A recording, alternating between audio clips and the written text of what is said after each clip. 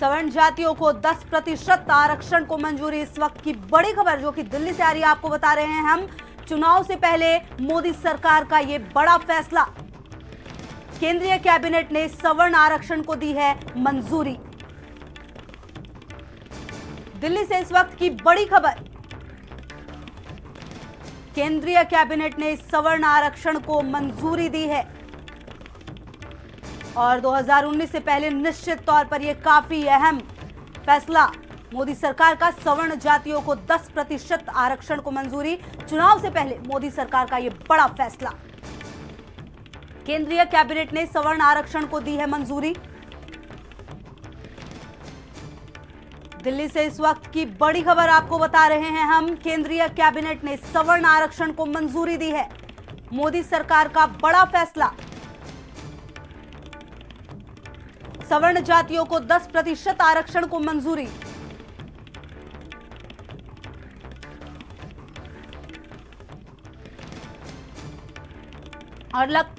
और लखनऊ से हमारे साथ कुमार पुष्कर जुड़ गए हैं, हमारे सहयोगी।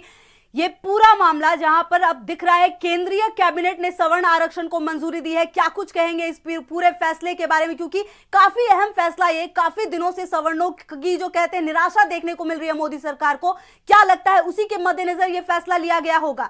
जी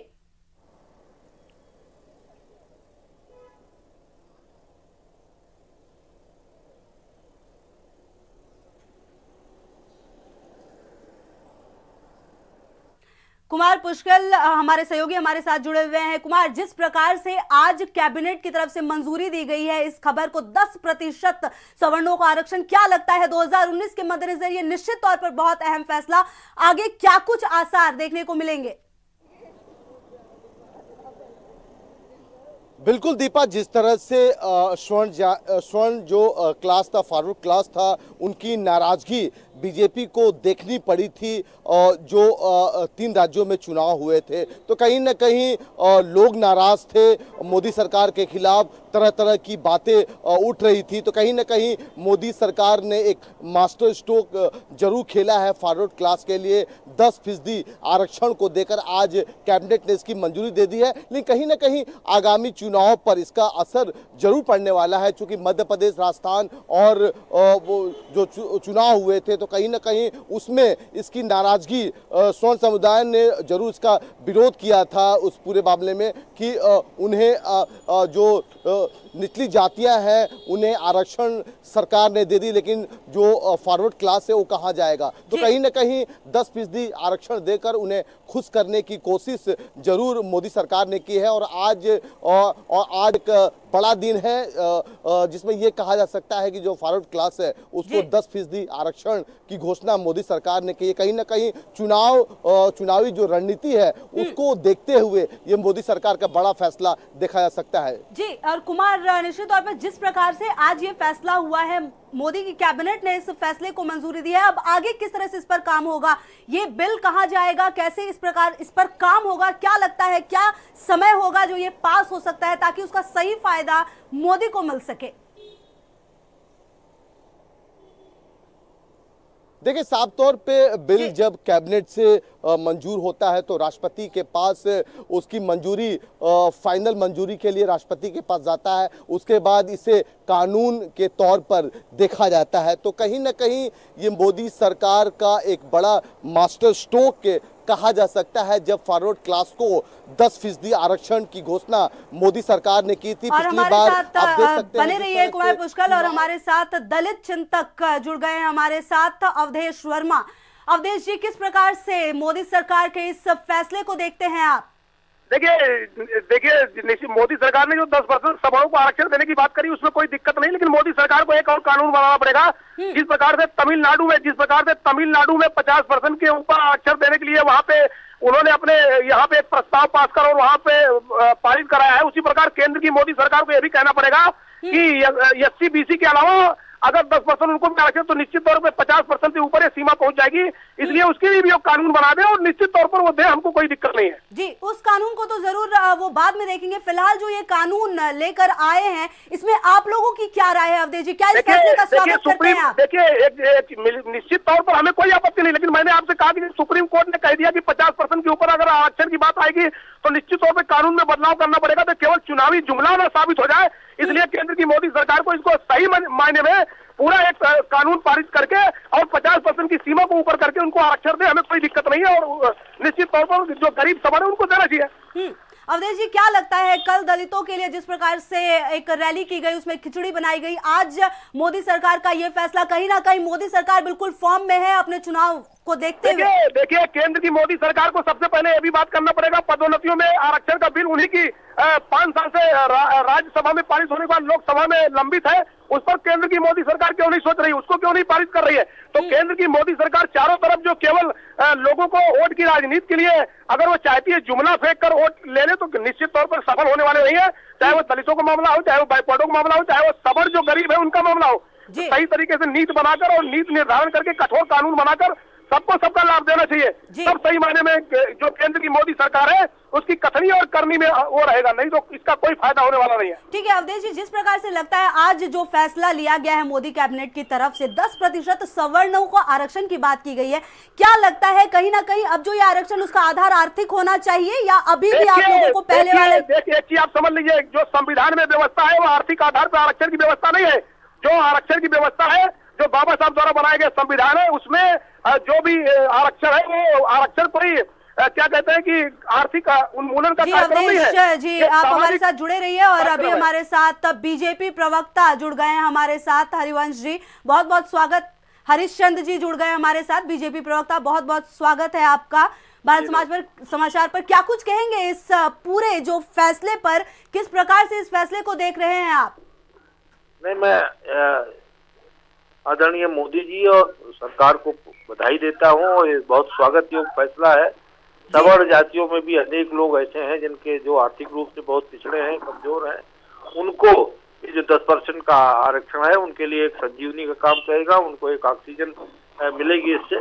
और जो एक लंबे अरसे से जो सवर्ण समाज से मांग उठ रही थी कि जो गरीब सवर्ण जातियों में जो लोग बहुत ही गरीब हैं और इवन जो दलितों की और उससे भी नीचे की स्थितियों में रह रहे हैं, ऐसे लोगों के लिए जो आरक्षण की बात चल रही थी, मांग हो रही थी, उसको माननीय मोदी जी ने और उनकी सरकार ने इसको क्रियान्वित करने का काम किया है। बहुत स्वागत योग्य है, मैं उनको हृदय से धन्यवाद देता हूँ। जी और हरीश जी, इस जो ये आरक्षण है उसका क्या कुछ आधार भी होगा? जो आर्थिक रूप से कमजोर है, क्या उन्हें ही आरक्षण दिया जाएगा? इस बारे में क्या कुछ सामने निकल कर आया है? देखिए, आरक्षण की व्यवस्था ही ये थी कि जो लोग पिछड़े हैं, जो गरीब हैं, ऐसे तबके के लोगों को प्रतिनिधित्व मिले, चाहे वो सरकारी नौकरियां हो, चाहे वो राजनीतिक क्षेत्र हो।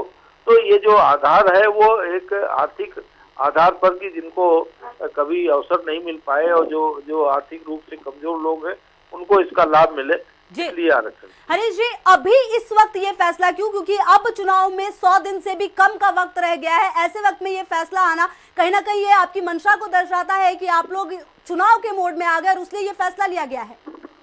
नहीं, हर चीज को, हर निर्णय को चुनाव के मोड से देखा जाता। सरकार जब तक काम करती, फैसले लेती है, तो ये तो सरकार का फैसला है, इसको इस रूप में देखा जाना चाहिए। जी अवधेश जी, आप सुन रहे थे हरीश जी को, उनका ये कहना है कि ये इस वक्त जो ये फैसला है उसका चुनाव से कोई मतलब नहीं है, मतलब ये किया जा रहा है इसलिए क्योंकि भलाई हो सवर्णों की।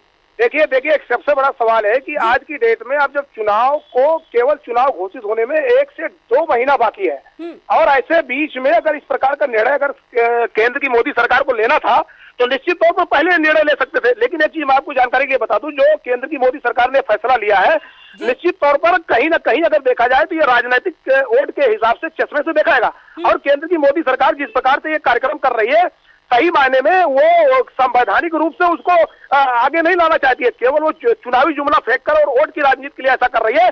सबसे पहले उसकी जहां भी उसकी राज्यों में जहां उसकी सरकारें वहां की विधानसभा में पारित कराए कि भाई जैसे तमिलनाडु में 50% के ऊपर आरक्षण की व्यवस्था हो, तब सही मायने में सबको उसका लाभ मिल पाएगा। नहीं तो इस प्रकार का केवल चुनावी जुमला साबित होकर और कहीं का कोई लाभ नहीं मिला। आपको ऐसे वक्त में ये फैसला आया है जब निश्चित तौर पर चुनाव बहुत कम दिन रह गए, क्या लगता है सवर्णों के वोट को साधने की ये कोशिश की गई? देखिए, एक सबसे बड़ी जानकारी, 5 राज्यों में जो चुनाव हुआ उसमें इनको ऐसा लग रहा है कि जैसे इनको ये लग रहा है कि दलित और पिछड़ा तो इनके खिलाफ था, इस सबर भी इनके खिलाफ हो गया है। इसलिए वोट की राजनीति के लिए इन्होंने जल्दबाजी में उठाया गया इनका कदम है, और इस जल्दबाजी के कदम से इनको बहुत ज्यादा लाभ होने वाला नहीं है। और चूंकि चुनाव सर पे है, इस समय कोई भी विश्वास करने वाला नहीं, कोई भी पार्टी इस समय अगर चुनावी जुमले के आधार पर कोई भी कार्यक्रम करेगी उस पर किसी को फेथ होने वाला नहीं है, क्योंकि लोग ये मानकर चलते हैं कि 4 साल से आप क्या कर रहे थे, 4 साल से लोगों के लिए आपने क्या किया, अब आप जो हमको ये चुनावी जुमला फेंक रहे हैं, इससे कोई काम चलने वाला नहीं है। जी हरीश जी, आप सुन रहे थे अवधेश वर्मा को, इनका ये कहना है कि इन्हें पता था कि अब दलित नाराज चल रहे, तो कम से कम सवर्णों को खुश करने के लिए ही ये किया गया है कैबिनेट की तरफ से फैसला। देखिए, गोस्वामी जी ने एक बात कही है जी, जाकी रही भावना जैसी तब मुहूर्त देखी तिन तैसी। तो जो लोग इनका एक मोटिवेशन है, जो राजनीतिक चश्मे से चीजों को, हर चीजों को देखते हैं, उसमें हर चीज में कमी खामी नजर आती है। तो वैसे ही ये जो व्याख्या दे रहे थे वर्मा जी, उनकी भी इसी तरह की व्याख्या है और सरकार की मंशा साफ है। जो सवर्ण जातियों में जो गरीब तबके के लोग हैं उनको आरक्षण देने का सरकार का मंशा नजरिया एकदम स्पष्ट। जी हरीश जी, क्या लगता है ये राह कितनी आसान होने वाली है आपके लिए? आसान जब माने हम तो जनता के लिए काम कर रहे हैं, सबके साथ सबके विकास के संकल्प को पूरा करने के लिए काम कर रहे हैं, विकास और सुशासन देने के लिए काम कर रहे हैं, तो जनता हमारे साथ खड़ी है। अवधेश जी, इनका कहना है कि जनता इनके साथ खड़ी है और ये जो बिल है उसका रास्ता जो है आसान है। क्या लगता है कितना आसान रहेगा इस बिल को पास कराना? देखिए, एक चीज आपको मैं जानकारी नहीं बता दूं, जो जनता का इनके साथ खड़ी है, तो अभी 5 राज्यों का जो चुनाव हुआ तो जनता इनके साथ इनको वोट देना चाहिए था, जनता ने इनको नकार दिया। और अभी उत्तर प्रदेश में जब लोकसभा के 2 चुनाव हुए थे, उपचुनाव हुए थे, उसमें भी जनता ने इनको नकार दिया था। हम इनसे पूछना चाहते हैं कि पदोन्नतियों में आरक्षण का बिल 5 साल से लंबित है, 5 साल पूरा होने को है। जो लंबित बिल है वो दलितों का अधिकार क्यों नहीं मिलना चाहिए? माननीय सुप्रीम कोर्ट ने अभी पदोन्नतियों में आरक्षण की व्यवस्था को बहाल करने के लिए हम दलितों को यह कहा कि उनको पदोन्नतियों में आरक्षण दिया जा सकता है, उस पर उत्तर प्रदेश की सरकार क्यों चुप है? तो सब मिला के आप एक तरफ दलितों के साथ भी जिस तरीके का राजनीति कर रहे हैं, बैकवर्डों के साथ भी राजनीति कर रहे हैं, तो क्यों आपके साथ कोई जाएगा भाई? जी हरीश जी, आप सुन रहे हैं लगातार अवधेश जी को काफी सारे इल्जाम लगाते हुए और सीधा सीधा ये पूछते हुए कि किस प्रकार से आप जी श्रीमान अवधेश जी के जो आरोप है वो राजनीति प्रेरित है। भारतीय जनता पार्टी सभी जाति वर्ग धर्म सबके लिए कल्याणकारी योजनाओं को बिना भेदभाव को क्रियान्वित कर हरीश जी